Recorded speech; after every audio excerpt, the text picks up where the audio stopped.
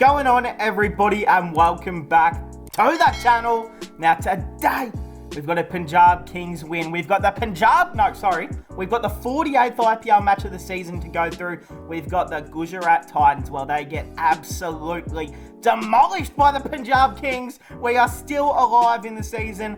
We've got our 5th win of the year, and we're now into 5th or 6th position on the table, which we will of course check out at the end of this video. But hey, if you guys are new, subscribe. You like cricket, subscribe. You like IPL, subscribe. You like milk, water, anything you like breathing, subscribe. All right, let's just get straight into the review.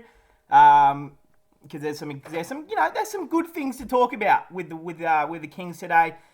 Whew, finally, I didn't know. I was very worried before going into this game last night. We were 8th, and you're playing the top of the table Gujarat Titans, who have chased down every game. They actually chose to bat first. The Titans, they won the toss and got sent into bat, or they sent themselves into bat. I actually can't remember, but they batted first, and it didn't work out. So I think the formula still is, whatever you do, just make sure you bowl first. But, all right, player of the match, none other than the man Kagiso Rabada, 4 for 33 off 4 overs. Bowled exceptional. Look, he took a lot of late wickets that inflates, I guess, his bowling figures, but you still have to be that guy who takes 4 wickets. Finishing off the tail end, especially the Gujarat Titans tail end, which has won them games off their own bats this year, you need to close out the entire game. So, good that we got that one. There's a fucking hair that is stuck in my eye. There we go, I got it. Oh my God. Do you guys ever get that? Like, you'll get a piece of hair and it'll start dangling from your eyelashes, and then I'll edit that out. That was weird. All right, scorecard. That's what I'm thinking as well. All right, Gujarat Titans, as we said, sent him to bat first. Any changes that they made? I think Sai Sudarsan came in, maybe. Pradeep Sangwan. No, I think they kept the exact same team. Correct me if I'm wrong. But hey, this opening partnership has probably been one of the most dangerous so far. They started the season with Matty Wade there. They've brought in Saha. Saha has looked so much better than what Wade was delivering. 21 off 17 here, 3 4s, a 6. It's not good. It's not great by any means, but at least it's better than what probably Wadey would give you. Shupman Gill, the other guy at the other end, his opening partner, well, he gets run out by the GOAT himself, Rishi Dhawan, who had a rocket arm. There was no run there. I don't know why they ran, but it gave us such a great start to get Gill out so early and then get Saha out early. Yeah, just to get those first 2 wickets off the board very, very early in the game. It's what wins you games of cricket at the end of the day. Sai Sudarsan in at number 3. Was able to stay out there the entire innings. Now, I don't know a whole lot about him. Of course, we've seen him play like 2 games before this season. I don't know a whole lot about him, so I think I already have had a look at his stats before on a video, but I don't know much about him. Alright. So he plays in the Tamil Nadu Premier League. Okay, that's cool. Is that, I don't know what type of form that is. He's got 4 matches under his belt this season. He averages 43. He was really good last night. He's the only one who gave any sort of composure to the Titans batting lineup. Other than him, they were fucked. Other than him, no one gave them anything with the bat over 20. Oh, except Saha gave them 21. My bad. But, hey, really composed for such a... Wait, I didn't even look at his age. Hold on. He looks pretty young. 20. There's your answer. So he turns 21 this year. So, yeah, he's essentially just came out his mum's womb. Essentially. So, you're batting at number 3 for the top of the table Gujarat Titans. You're sitting in a pretty good position. I can't think of anyone who's going to take his position in number 3 as well, unless they have plans of moving maybe Killer Miller up to 3, or maybe Pandya can move up to 3. I don't know what they're thinking, but he seems like a great type to fit in at a number 3 role. He can clearly play that anchor role, which if he just had someone try to build a partnership with him, they probably would have won this game at the end of the day. So, hey, shout out to the Titans for throwing away their wickets. The skipper, Hardik Pandya, 1 off 7. He couldn't get going. We just put them under pressure every time a new batsman came out to the crease. David Killer Miller, he's gone for 11 off 14. Rahul Tawatia, I tell you what, I was not feeling safe until we got him and Rashid Khan out. Then when we got those two out, I was able to breathe, and I thought, yeah, we're a big chance to actually win this game now. And I know I said, he took a lot of the tail end, did Rabada, but I have a look at it here. You take Tawatia's wicket, Rashid Khan's wicket. Those are the two most important wickets almost in this game, especially Tawatia, who has literally won 4 games off his own bat this season. Rashid Khan has won a game off his own bat as well. So until we got those two out, I was not ready to even think about a win. But I got Rashid out for a golden duck, Sangwan out for 2 off 5, Fergo out for 5, and very inspirational and just legendary stuff at the end there from Alzari Joseph. So 4 off 5 not out, inspirational. All right, how many extras? We had 14 extras. 8 wides. That is seriously not good enough. You can't be doing that. All right, into our bowlers. The man Sandeep Sharma. Super good. Very, very, very good. Probably the best game I've seen him play this year. He's given the ball to open up with. He gets a little bit of movement. He bowls plenty of pace. Let me tell you that. He bowls quick. But I do know that he's like 30 years age, right? Isn't he 30? 31? 28, never mind. Never mind. I was going to say that he's like 31. Maybe we can bring in a youngster, but shit, he's only 28. Never mind. Well bowled. Well, very well bowled. I mean, I thought he was pretty good last night. So, he seems to be our, other than Arshdeep Rabada, I guess, he seems to be our third best bowling option. But then there's a man like Rishi Dhawan who actually bowled really, really well last night as well. I haven't been too impressed with Rishi's bowling so as far, but probably his best game with the ball in hand last night. Rabada, as we spoke about, the man of the match, 4 for 33 off 4. Was our best player, obviously. Arshdeep Singh, the man. I mean, he only took 1 wicket for 36 off 4, but that 1 wicket he took was in the tail end. Who was it? He bowled Sangwan. Just this sexy, coming around the wicket, left arm, sexy, full Yorker, but a little bit more than a Yorker. It was a bit fuller than that. Just completely destroyed his stumps. If you haven't seen the dismissal, go on my Twitter, because I actually posted it on my Twitter. So if you want to see it, hopefully the BCCI does not see that on Twitter, but they'll throw that clip straight out of Twitter. But if you want to see the dismissal, go and check it out. I've already watched it about 400 times. It's a very sexy delivery. Rishi Dhawan, as we spoke about, the masked man himself. Firstly, I'm all for the mask in cricket. I wish more players brought a bit of style to cricket. I know that Rishi said he wears it because he doesn't want to get hit in the face with the ball like when he's bowling, because his follow-through is so... He comes down the pitch with his follow-through, and in T20 cricket, the last thing you want to do is be bowling and at 150 kilometres, have the ball come right back at you at probably another 130 Ks.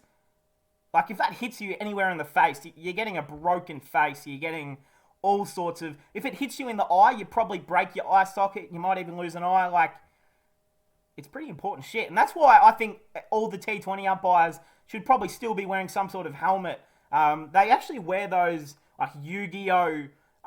Things on their arms, which kind of look pretty cool if they customize them a little bit. But hey, I actually like the mask. I wish more players would wear the mask, or like a pair of goggles, or like just some cricketing glasses, or some more arm sleeves, or like a headband, or, even the ninja headband like Stuart Broad sometimes wear.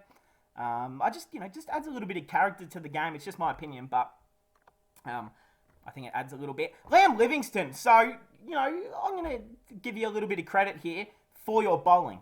1 for 15 off 2.3. I mean, bowled really well. And the fact that we put him on for almost... He was bowling his 3rd over. I mean, he's lucky. There was a few deliveries that he bowled that could have easily been sent to Pluto. Like, seriously. I mean, lucky that we picked up a few wickets around there, so there were no batsmen at the crease. But, hey, Livingstone, I mean, to get away with bowling 3 overs and only going for 15 runs is huge for someone of a part-timer. And with all due respect, Liam Livingstone is not the greatest spinner of all time. That's not stating anything out of the ordinary, but he's not a very good spinner. Like, let's be brutally honest, he's not a great spinner. He's good in Indian decks as well, when the ball can slow up, when you're bowling a bit of spin or a bit of left or right arm slow, whatever he's bowling. But he took a wicket, 1 for 15 off 2.3. He also took a wicket pretty early, yeah. Took the wicket of David Miller, so that's one of the big wickets that we had to get there. Number 4, Killer Miller. And the man Rahul Chahar only bowled the 1.3 overs, unfortunately. None for 11 off 1.3. I didn't get that. We bowled Livingstone 3 overs, but we couldn't bowl Chahar, his third, or, he didn't even get halfway through his goddamn second over to finish off. But, hey, that's okay, because he is still our number 1 spinner. All right, let's move on. I kind of went blank there for a second, remembering what I had to do. All right, the Punjab Kings. All right, there's a lot of positives in this batting. But you guys know that's not how we work on this channel. We have to dissect every single little thing. Johnny Bairstow, what's going on? Johnny, I know you're watching right now, Mr. John Bairstow. Or, Bairstow, if I can call you that. Johnny? No, okay. Look, I don't know what to say. Look, he's been misused. There's no doubt about that he has been misused. When we dropped Bairstow for, who did he? I think Jitesh Sharma was the guy who replaced Bairstow at the top of the order like a few games ago. Or it was Rajapaksa. It was one of them. But I feel like we're just, playing with fire with Bairstow. Like, we've had him in and out of the side so many times. We haven't given him that much confidence of where he's batting in the order. Like, he's been used as a number 3, a number 4, a number 5. Now he's been used as an opener. Goes out for 1 off 6. Look, I still believe in John Bairstow. But again, you guys know what I'm about to say. When there's a guy like Moses Henriques who's sitting at home, probably just twiddling his thumbs, looking after his child, he's thinking, fuck, I'd love to get away from this child just for a month or two. Whew. We could easily release Bairstow and sign Moses. Hey, I'm just giving suggestions. Now, look, Bairstow only opened because we had Agarwal down the order, which, I thought if there was any game to get our captain into some confidence, it would be this one, especially when we're only chasing 143. I would have thought you just send Agarwal out there, maybe, as an opener still, but at least at number 3 or 4, he's our captain. He's the most important piece to this batting lineup. And when he's firing, which he hasn't made one good score this year, it shows. We're not in the playoffs. If he starts making runs, we probably do make them. So I thought maybe get Agarwal out there to get some confidence under his belt, but I guess he knows better than me. Or at least Anil Kumble, who made that decision. But we all know Anil is maybe not capable of being an IPL coach anymore. You didn't hear that from me. Shikhar Dhawan. Shikhar, he wants that orange cap. Look, he's not going to win it, but he's given an almighty effort. He's been our most consistent, our best batsman this season. Our best pickup at the auction. He's been awesome. He has been bloody awesome. 62 off 53, not out, by the way. 8 fours and a 6. Just played a really safe innings. Didn't need to do anything more than he did. He just had to play along the ground, rotate strike, and we were going to comfortably win this. He knew that. He stepped up when it mattered, and just well done. Well done to the man Shikhar. Bhanuka Rajapaksa, he also came in at 4, at 3, my bad. 40 off 28, he wasn't there to fuck around either. He just said, look, I've got a girl waiting for me back at my hotel. I've got to go. So he just went out there, sent every ball over the rope that he could, and I'm sure he got home and, whatever. Liam Livingstone as well decided to finish off the match. It's no surprise that a Liam finished off the game. It's just what we do. Just a special innings from a fellow Liam. So inspirational stuff, not out. 30 off 10, 2 fours, but 3 sixes. A strike rate of, hold your hats, 300. He hit off that last over. Shit, who bowled that last over? Shit, who was it? It might have been Ferguson who bowled the last over, or was it Sangwan? I can't remember, but whoever bowled the last over got put for about 25 runs off Livingstone in that last over. Hit like 6, 6, 6, 4, 6. and then a 4, I think, as well, or some rubbish like that. It was outrageous hitting. He also hit a 117-metre 6, the biggest this year. He now has 3 of the 5 biggest sixes for this season.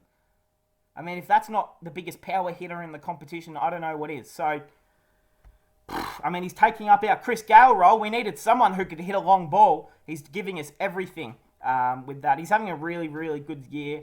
Of course, he's been very inconsistent. You know, he's probably had a better season than he has a bad one, but I wouldn't say that he's been, you know, the best batsman in the league, an absolute superstar. He's been very, very good in some games, and then, you know, not so good in the others. He'll go for 35 runs off 2 overs and make 5 off 5, and you think, that's not ideal, is it? So, I mean, if we can just get some consistency out of him, who knows? If he can just come good at the right time during the playoffs or something, then who knows? Anything can really happen on its day. But, hey, well butted, Livo. All right, the Titan bowlers. Shami's very expensive. Did not bowl well, in my opinion. 1 for 43 off 4. I mean, he still just takes wickets. He'll always take a wicket or two no matter what, I swear. Pradeep Sangwan. I mean, a little bit expensive, but, you know, whatever. None for 23 off 2. I can't really think of any backup bowlers they exactly have. Like, I try to think of, like, their depth of the squads, but I can't remember if they have any backup bowlers. Wait, Yash Dayal did not play. I just realised that. Did he? Damn, so Yash Dayal did not play. I felt like they missed him. They missed this other, you know, express pace option that they could have turned to. And with all due respect to Alzari Joseph, he actually bowled... Oh, this might be a stretch, but he actually bowled okay. None for 25 off 3. It's not the worst out of their bowlers. It's not amazing, but it was decent. I mean, I would rather play Yash Dayal than Joseph. I feel like it's almost a waste of a international spot, you know, overseas spot to use during a game. But I guess what other overseas are they going to use? Matthew Wade? Probably not. So, I mean, stuff it, I guess, if they think that. But I feel like Yash Dayal was actually going pretty well. I feel like he has been a little bit expensive, but every time I've watched him bowl, he looks like he's threatening and he's every chance to take poles. So, Titan fans, let me know what you think about that. Lockie Ferguson, 1 for 29 off 3. He's just not having that year that I think the Titans would want from him. You know, I think the Titans bought him especially, you know, for him to be their mainstay bowler, for him to be their strike attack bowler. I mean, I can't remember how much they paid for him, but, I mean, you know, he took a wicket, so that's all that matters. I guess Rashid Khan as well, who just can't buy a wicket to save himself. None for 21 off 4. He's always going to be economical. He's always going to be one of the better bowlers and contributors in the match. But when he doesn't take a wicket, he can go pretty quiet. They just block out every over and every delivery that he bowls until he bowls a loose one. You get a 4 or so from it.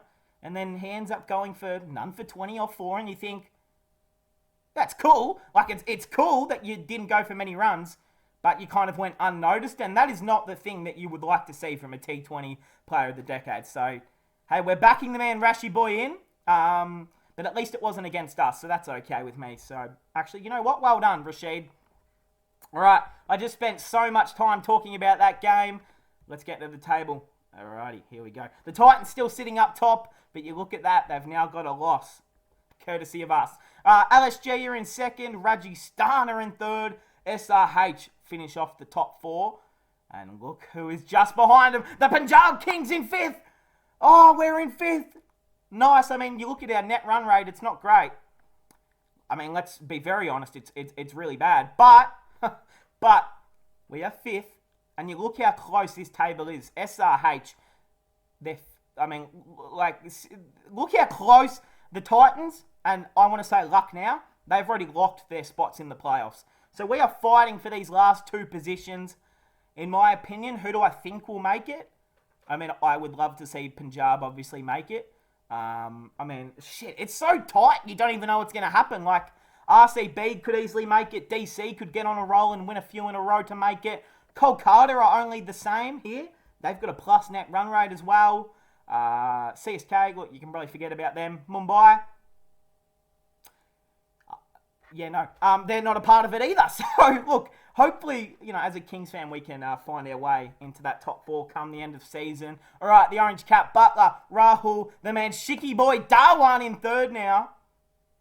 Oh, so inspirational from him. Abhishek Sharma and the man, Shreyas Iyer, equal fourth, those two. So, you like to see that if you're an Indian cricket fan. 2 exciting young Indian cricketers, one of the present and one of the future for Abhishek Sharma. How old is Abhishek, sorry. 21. So he turns 22 this year. I mean, the fact he's already got 31 IPL games under his belt for such a young guy who doesn't have any international experience yet is impressing a lot, actually. All right, Purple Cap. Yuzi. Rabada's into second. Wow. Ooh, okay. Rabada taking poles, son. Shit, wouldn't it be actually pretty cool if he was able to get through and win the Orange Cap? I mean, the Purple Cap, probably not. I'd rather see Yuzi win it. Kuldeep as well in there. Natarajan, Muhammad Shami, Yadav, Umran Malik, and Hasaranga. Look, I mean, this is as close and as tight as it gets. It's going to be an absolute tussle till the end for this Purple Cap. You would imagine Butler gets home here with the Orange Cap, but hey, that's going to cap it off. What match do we have tonight? Tonight we've got a big one. RCB and CSK, of course, 2 of the biggest teams in the league. Both teams need a win if they want to make the playoffs.